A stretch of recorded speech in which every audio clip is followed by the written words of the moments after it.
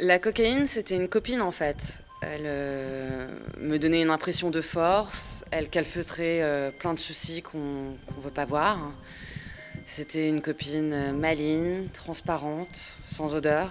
J'ai toujours voulu un peu tout contrôler dans ma vie, être dans le plus. Et la drogue m'a donné accès à tout ça. La vigne, elle m'a permis de redescendre.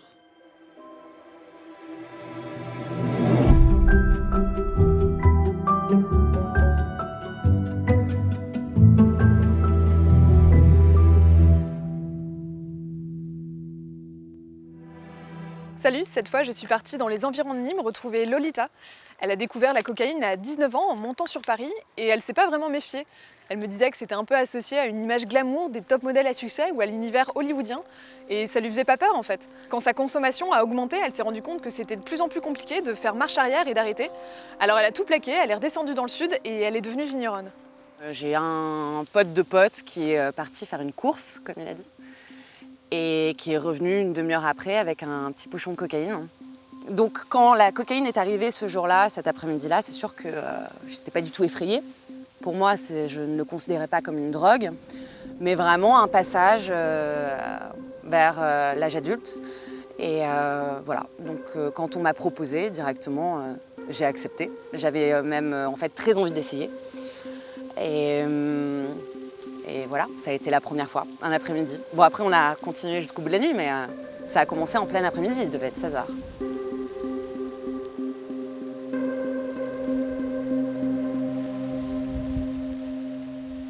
J'ai toujours été très sensible aux odeurs, aux parfums, aux goûts. Quand j'étais gamine, j'adorais le goût de colle, enfin le parfum de colle. Il y avait un truc un petit peu comme ça dans la cocaïne qui me plaisait. Et voilà, donc après, il y a aussi le geste.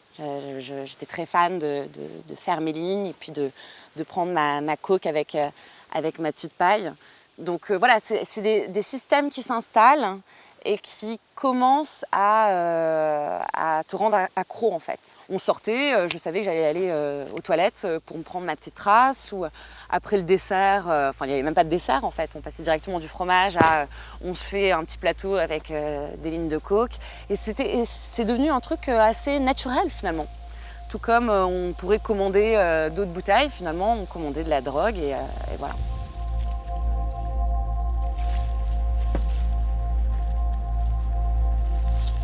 J'avais l'impression que chaque personne que je rencontrais, de toute façon, était consommatrice. Et donc, toi-même, ça t'enlève toute culpabilité de prendre parce que, en fait, tout le monde consomme. La cocaïne a commencé à me poser problème, d'abord en soirée. Je me rendais compte que je devenais méchante, stressée, hautaine, que j'attendais vraiment mon pochon, que j'avais moins envie de partager. Je pense que je me suis rendu compte que j'étais addicte, un peu à mon insu. C'est-à-dire que j'ai voulu arrêter, mais c'était un petit peu une décision prise à la volée. Et en fait, j'ai tenu 3 semaines. Et c'est à ce moment-là que je me suis rendu compte que j'étais addicte et qu'il y avait vraiment un problème. Et puis il y a eu la ligne de trop, en quelque sorte, au moment de la fête de la musique. J'ai vraiment eu une grosse descente qui a duré 3 jours. Et j'avais mal partout, j'avais mal dans les os, j'avais un trou noir dans le ventre. Et je ne sais pas vraiment ce qui s'est passé. Ça a fait son chemin dans ma tête. J'ai pris pas mal de temps pour écrire, pour voilà, rester avec mes chats, jardiner, être avec moi-même, me sentir seule aussi. C'était accepter en fait que je peux être triste, que je peux être voilà, juste quelqu'un d'humain en fait, et que j'ai pas besoin d'essayer de calfeutrer tout ça avec l'euphorie de la drogue et les soirées. J'ai pas décidé de couper mes relations à Paris, mais ça s'est fait naturellement. Parce que je savais que si je sortais le soir, mes potes allaient consommer. Et au fur et à mesure, il y a eu un tri qui s'est fait aussi. Et des amis que je pensais être des amis n'ont plus du tout été des amis parce qu'ils ont commencé à totalement arrêter de m'appeler puisque je n'étais plus la Lolita qui fait la fête et qui prend de la drogue. Et voilà.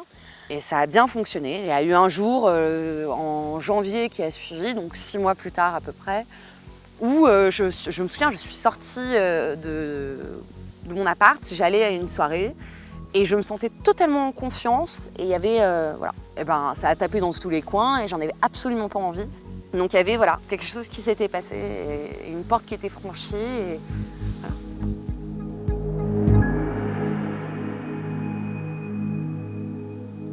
Quand on est addict, il faut simplement comprendre qu'on le reste à vie.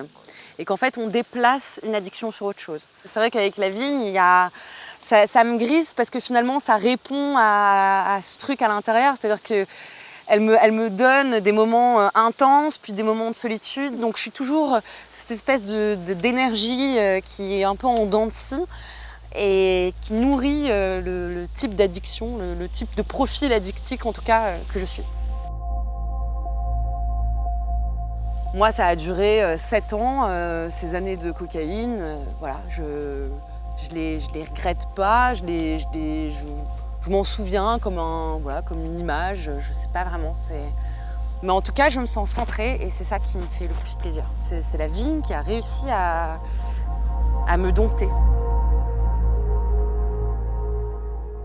Bon, de ce que me dit Lolita, l'addiction n'a pas vraiment disparu, mais elle s'est déplacée vers quelque chose de plus sain et ça, c'est plutôt cool.